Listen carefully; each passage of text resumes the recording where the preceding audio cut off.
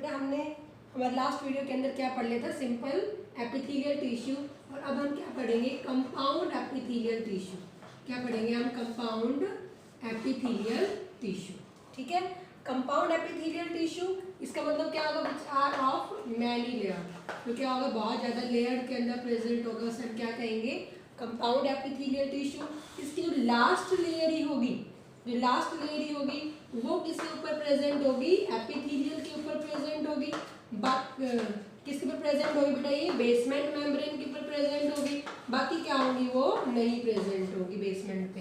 तो यही आपको याद रखना है, कंपाउंड का मतलब क्या होगा, which are present in the many layer and only the last layer is present on the basement layer.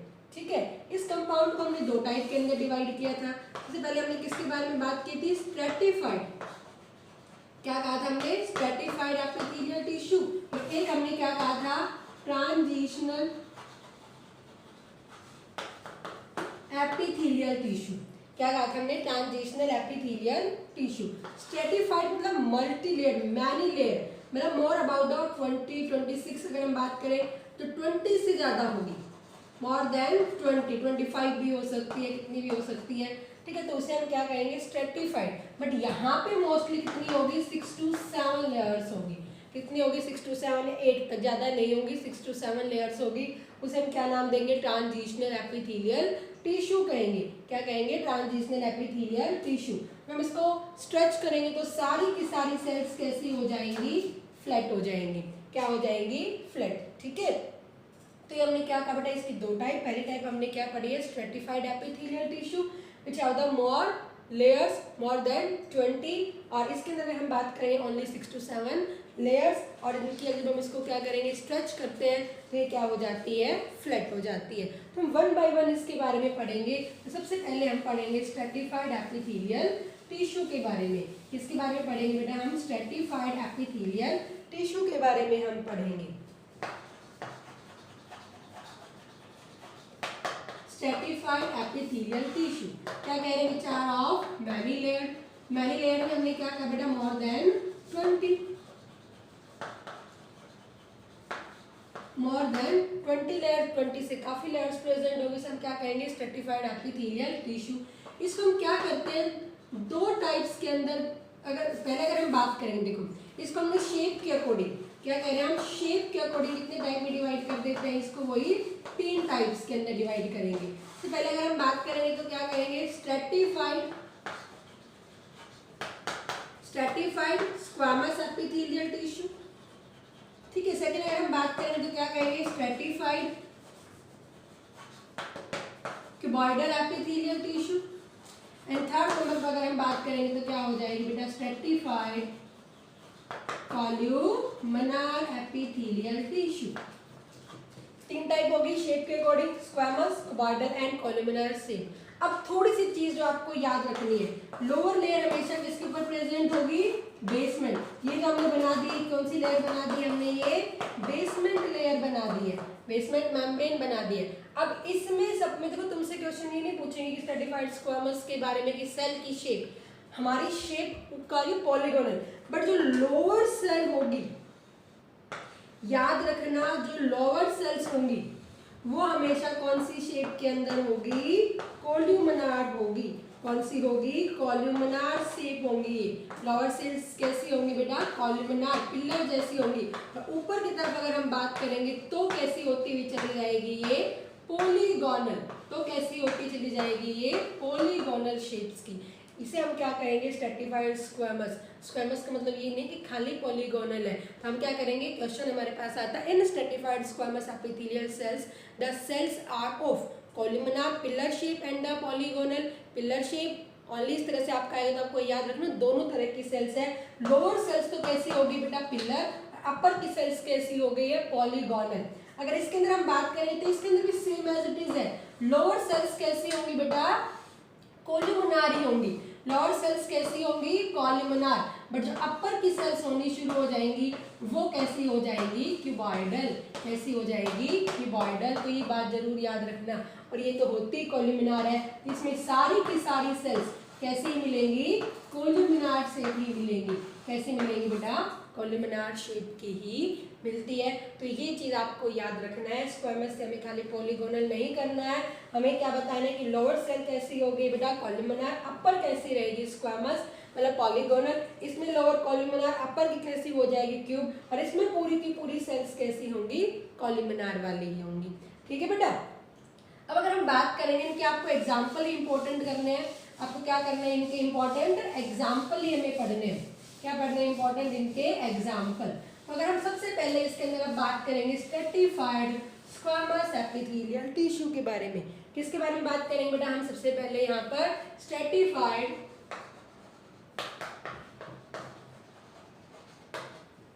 किसके बारे में बात करेंगे हम स्ट्रेटिफाइड स्क्वामस एपिथेलियल टिश्यू के बारे में बात करेंगे हम।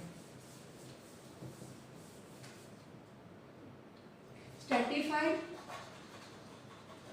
स्क्वामस एपिथेलियल टिश्यू, अभी मैंने बताया भी कैसी है ये मल्टीलेयर्ड,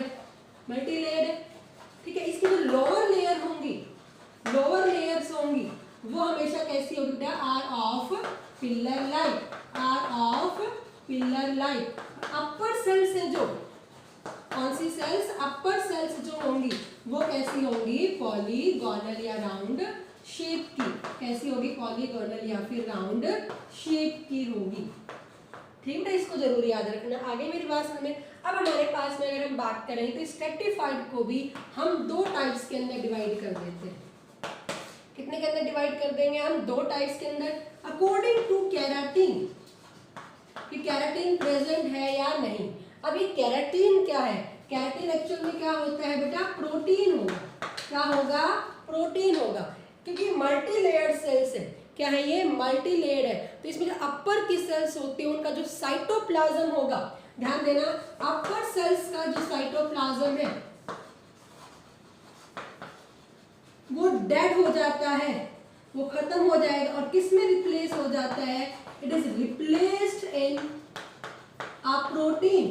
किस में रिप्लेस हो जाएगा प्रोटीन, और वही प्रोटीन क्या कहलाया जाएगा केराटिन कहलाया जाएगा।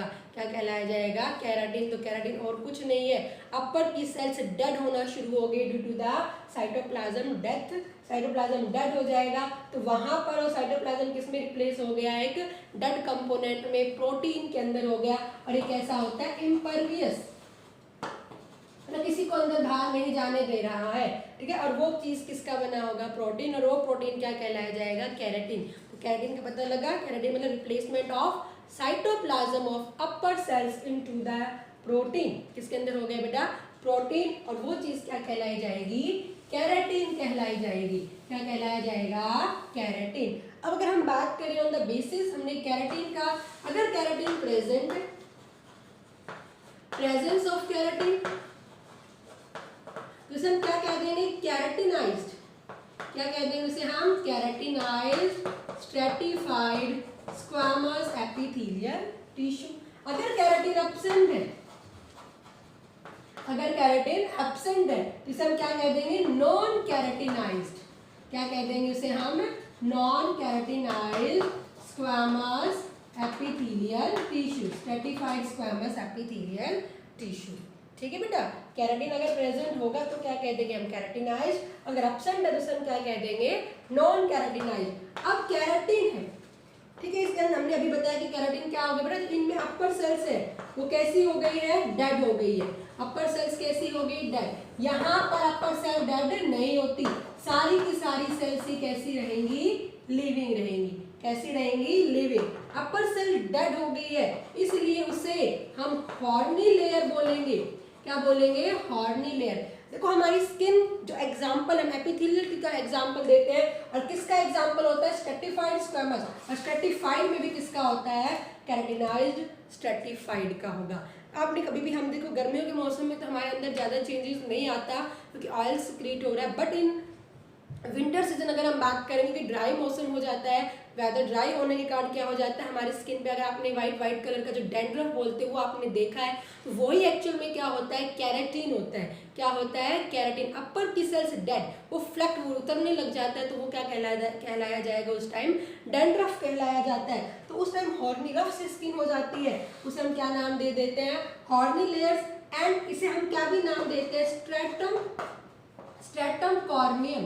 क्या भी नाम दे देते हैं इसे, but it is also known as the stratum corneum. इसका दूसरा नाम क्या कहला दिया जाएगा, जो अपर की, सबको नहीं कहा जाएगा, जो अपर की डेड सेल्स है उसे क्या कह दिया जाएगा, स्ट्रेटम कॉर्नियम भी कह दिया जाएगा। ऐसा यहाँ पे कुछ भी नाम नहीं दिया गया। तो आपका आगे हॉर्नी लेयर किससे रिलेट है, तो आपका आंसर क्या हो जाएगा, कैराटिनाइज्ड से, या स्ट्रेटम कॉर्नियम भी किससे रिलेट हो गया, कैराटिनाइज्ड से हो गया। ठीक है बेटा, और नॉन कैराटिनाइज्ड में सारी सेल लिविंग है, वहां पे कोई भी कैराटिन नहीं बनेगा, और यहाँ पे कैराटिन बन गया है। अब अगर हम इसका एग्जाम्पल बात करेंगे, इसका एग्जाम्पल हमारी मेनली क्या होगी, स्किन। जब हमारी स्किन बाहर से दिखाई दे रही है, हमारी हेड की भी जो स्किन हो गई है, अब है ना सर्दी, अगर हम सिर्फ तेल नहीं लगाते, अब गर्मी में मतलब कभी भी आजकल जो बच्चे हैं बहुत कम तेल लगाते हैं, और उसके बाद क्या होता है, आपके सिर में साफ करते तो डैंड्रफ, सबको पता है डैंड्रफ, कौन सा वर्ड यूज किया हमने यहाँ पे, डैंड्रफ है। और डैंड्रफ कब होता है, जब आपने खुजलाया इस तरह से, आपको क्या निकल के आता है, व्हाइट डैंड्रफ। डैंड्रफ एक्चुअल में क्या होगा, it is the flaked off, flaked मतलब टूटा हुआ, flaked off keratin of upper layer of skin, हमारे स्किन का, तो स्किन से तो निकल रहा है डैंड्रफ, तो यहाँ पे जब हमने इस तरह से निकाला है, खुरचा है, तो वो फ्लैक्ड ऑफ केराटिन होता है upper layers of the skin, वो चीज़ क्या नाम दे देते हैं हम, डैंड्रफ। तो हम देखो टीवी में बहुत ज़्यादा ऐड आते हैं कि डैंड्रफ के लिए ये वाला शैम्पू यूज़ करो, डैंड्रफ के लिए ये वाली चीज़ यूज़ करो, कुछ भी नहीं। डैंड्रफ का मेन जो होता है वो हमें क्या करना है, हमें हमारी जो स्किन होती है उसको मॉइस्ट रखना होता है, और जनरली हमारे हेयर में ज़्यादा आता है। उसका सबसे बड़ा रीज़न है कि हमारी क्या होती है, ड्राई होनी शुरू हो जाती है, हम तेल का यूज़ नहीं करें, हम ऑयल का यूज़ करते नहीं है, और हम शैम्पू पे शैम्पू किए जाते हैं, और उससे क्या हो जाते हैं, ड्राइनेस होना शुरू हो जाता है, और वो फिर हमारे पास क्या होती है, वो केराटिन निकलना शुरू हो जाता है। तो ये क्या होगा, डैंड्रफ। और इसका सबसे बेस्ट, कोई आप मार्केटिंग की चीज़ के ऊपर मत जाओ, आप जब भी सिर धो रहे हो उससे पहले आप तेल लगा लो, ऑयल का यूज़ कर लो, द बेस्ट वे होगा डैंड्रफ को रिमूव करने का। ठीक है बेटा, जितना आप लगा के फिर उसके बाद शैम्पू करोगे तो आपको कभी भी डैंड्रफ नहीं होगा। तो इम्पोर्टेंट है, यही चीज़ क्या हो गई है, डैंड्रफ। तो किसके अंदर मिल रही है, तो स्किन। तो स्किन हमारा आगे, skin is an example of, या तो स्क्वेमस लिखा मिलेगा या स्ट्रेटिफाइड लिखा मिलेगा, उसमें भी अगर आपका ऑप्शन आ गया कैराटिनाइज्ड, तो आपका आंसर क्या होगा, कैराटिनाइज्ड स्ट्रेटिफाइड स्क्वेमस एपिथेलियल टिश्यू। ठीक है, अब नॉन कैराटिनाइज्ड कहाँ है, अब हमारी माउथ के अंदर चले जाएंगे। बक्कल जो कैविटी में, इसको याद रखना, मैंने आपको बताया था हमारे डाइजेस्टिव सिस्टम में स्टमक से नीचे जो भी है उसमें हमारे पास क्या बताया मैंने, कोल्यूमिनार बताया था, सिंपल। बट यहाँ पे ध्यान देना, बक्कल कैविटी, ऑरल कैविटी, इसको हम डाइजेस्टिव सिस्टम का भी पार्ट कहते हैं। फेरिंक्स, ईसोफेगस, तो बहुत बच्चे हमारे, आप मानोगे नहीं, एनटीएससी में कॉमन क्वेश्चन पूछा जाता है, which epithelial tissue is present in oesophagus. तो ईसोफेगस डाइजेस्टिव सिस्टम से कोल्यूमिनार कराते हैं। आपको ऑप्शन में स्क्वेमस लिखा मिल सकता है, ये नहीं कि स्ट्रेटिफाइड स्क्वेमस ही लिखा मिले। अगर आपको स्ट्रेटिफाइड स्क्वेमस लिखा मिलेगा तो आपका आंसर मेन क्या हो जाएगा, स्ट्रेटिफाइड स्क्वेमस एपिथेलियल है। अगर नहीं लिखा हो तो हम देख लेंगे, बट आपको कोल्यूमिनार पर नहीं जाना है, आपका मेन आंसर क्या हो जाता है, वैसे non keratinised stratified squamous epithelial tissue. हमने बक्कल कैविटी बताई, फेरिंक्स बताई, ईसोफेगस बताया, हमने टंग बताया, हमारी जो टंग होती है ये भी किसकी होगी, नॉन कैराटिनाइज्ड की होगी। अगर हम कॉर्निया की लेयर होगी वो भी किसकी बनी हुई होती है बेटा, नॉन कैराटिनाइज्ड एपिथेलियल टिश्यू की होगी। ठीक है, फिर हमने क्या बता दिया है, stratified squamous epithelial tissue, multi layer. ठीक है, इसमें लोअर सेल तो कैसी हो गई है, पिलर, लेकिन अपर की सेल्स कैसी हो जाएंगी, पॉलीगोनल या राउंड शेप की। कैराटिन हमने क्या बताया, upper cytoplasms replace into the protein keratin जो उसे डेड बना रही है। और डेड देखो इसीलिए हमारी स्किन, अब पानी डाल देते हो, क्या स्किन से कोई चीज़ अंदर जा रही है, नहीं जा रही है। क्यों नहीं जा रही, क्योंकि हमें अपर की लेयर कैसी है, डेड है, यहाँ पे डेड है। देखो हमारी स्किन यहाँ से निकल जाती है, तो हमारी इस एपिथेलियल टिश्यू के अंदर थोड़े दिन बाद आपका घाव भर जाता है, आपकी स्किन दोबारा से वहां पे आ जाती है। तो कौन से टिश्यू के अंदर, क्वेश्चन आता है, which tissue has wearing and tearing power.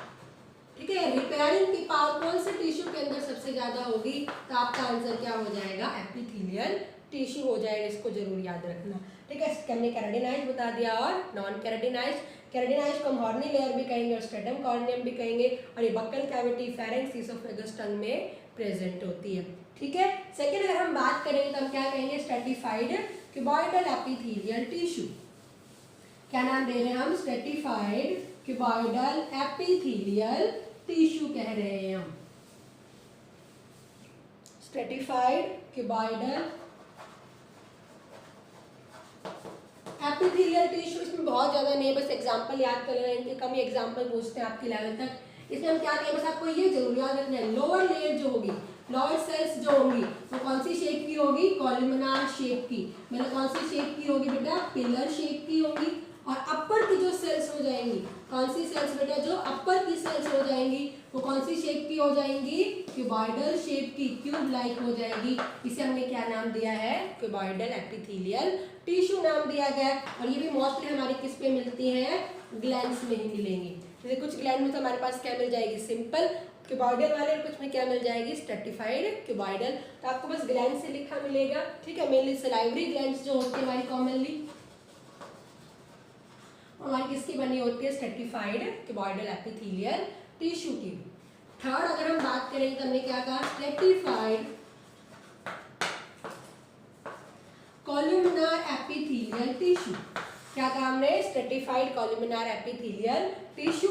इसमें सारी की सारी ऑल सेल्स कैसी शेप की होंगी? पिलर शेप की। कैसी होंगी बेटा? पिलर। इसमें ये नहीं कि लोअर अलग है अपर अलग है, सारी की सारी सेल्स कैसी होंगी? पिलर शेप के यहाँ पे होंगी। और ये जनरली कहाँ मिलेगी? एक जगह, जो डक्ट ऑफ मेमोरी ग्लैंड है, डक्ट ऑफ मेमोरी ग्लैंड है, मेमोरी जो मिल्क इजेक्ट करेगी उसकी जो डक्ट होगी वहां पे कौन सी सेल देखने को मिलती है? डक्ट। मतलब अभी हमने बताया ये कैसी ग्लैंड होगी? एक्सोक्राइन ग्लैंड है। यहाँ पे जो ये अपना सिक्रेशन करेगी, तो ये जो डक्ट होती है, ये डक्ट मेनली किसकी बनी होगी? किसकी बनी होगी? किसकी डक्ट? मेमोरी ग्लैंड की जो मिल्क सिक्रेट करेगी वो किसकी बनी हुई होती है? स्ट्रेटिफाइड कॉलमनार एपिथेलियल टिश्यू की बनी हुई होगी। किसकी बनी होगी? Stratified columnar epithelial tissue. देखो बेटा, मेरे लास्ट वीडियो में मैंने तुम्हें शायद एक चीज, जहां तक मुझे याद आ रहा है, टीयर ग्लैंड, मेरे लैटिसिफेरस, एक्चुअली बेटा थोड़ा ठीक कर लेना उसको, लैक्रिमल ग्लैंड होगी वो। कौन सी ग्लैंड होगी वो? लैक्रिमल। अगर लैक्रिमल बताया तो बिल्कुल ठीक है, शायद जहां तक मुझे लैटिसिफेरस दिमाग में था, लैटिसिफेरस बता दिया। नहीं, उसकी कौन सी ग्लैंड होगी? लैक्रिमल ग्लैंड होगी। कौन सी ग्लैंड होगी बेटा? वो लैक्रिमल, जिसे हम टीयर ग्लैंड नाम दे रहे हैं, ठीक है। थोड़ा सा उसको ठीक कर लेना। तो ये हमने कौन सा बता दिया बेटा? स्ट्रेटिफाइड की पूरी टाइप बता दी। Stratified squamous epithelial, stratified cuboidal epithelial and stratified columnar epithelial tissue. ये हमारा पहला टिश्यू पूरा हो गया है। सेकेंड अगर हम बात करें तो हमने क्या कहा बेटा? Transitional epithelial tissue. Transitional epithelial tissue 3 बार कम से कम ये पूछा जा चुका है हमारे एनटीएसएस में। ट्रांजिशनल, ट्रांजिशनल हमने क्या कहा? कितनी लेयर का होगा? 6 to 7 लेयर का है। बट जब हम इसे स्ट्रेच करेंगे, but when it is stretched, इसे क्या किया जाता है?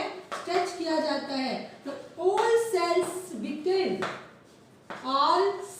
बिकेम कैसी हो जाती है? फ्लैट हो जाती है।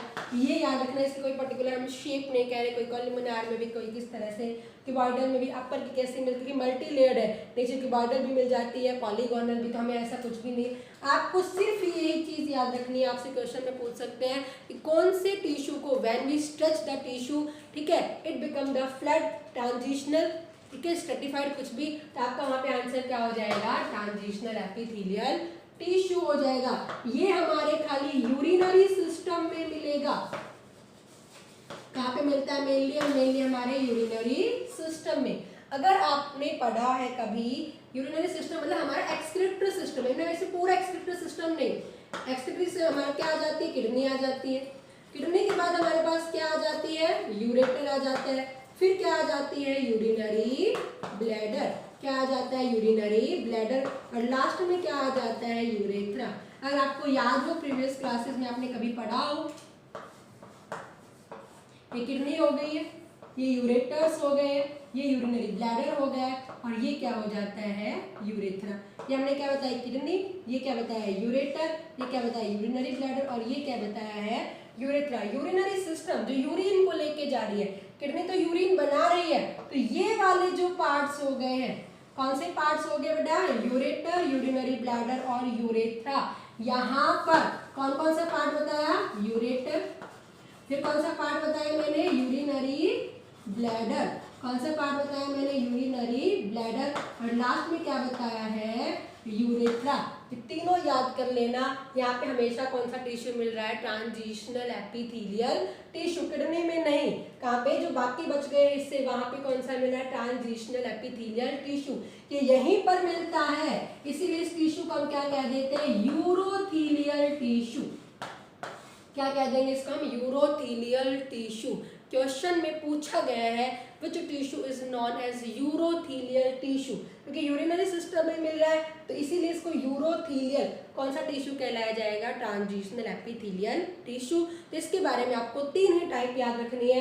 पहले टाइप हमने क्या कहा, 3 ही चीजें याद रखनी है। कितनी लेयर में होगी, 6 to 7, ज्यादा नहीं होगी, 10 से ऊपर कभी नहीं होती है। When we stretch it, जब हम इसे स्ट्रेच करेंगे तो क्या हो जाएगी, इट विल बिकेम फ्लैट, तब क्या होगी, वो फ्लैट होगी। नॉर्मल कंडीशन में फ्लैट नहीं है। कहाँ मिलेगी, यूरिनरी सिस्टम में, और मेनली कौन कौन से इनकी पोजीशन है, ureter, urinary bladder and urethra, और इन तीनों में मिल रहा है, इसलिए से हमने क्या नाम दिया, यूरोथेलियल टिश्यू भी नाम दिया गया। तो ये हमारी पूरी की पूरी टाइप्स क्या हो गई है, कंप्लीट हो गई है। क्या हो गई है, कंप्लीट हो गई है।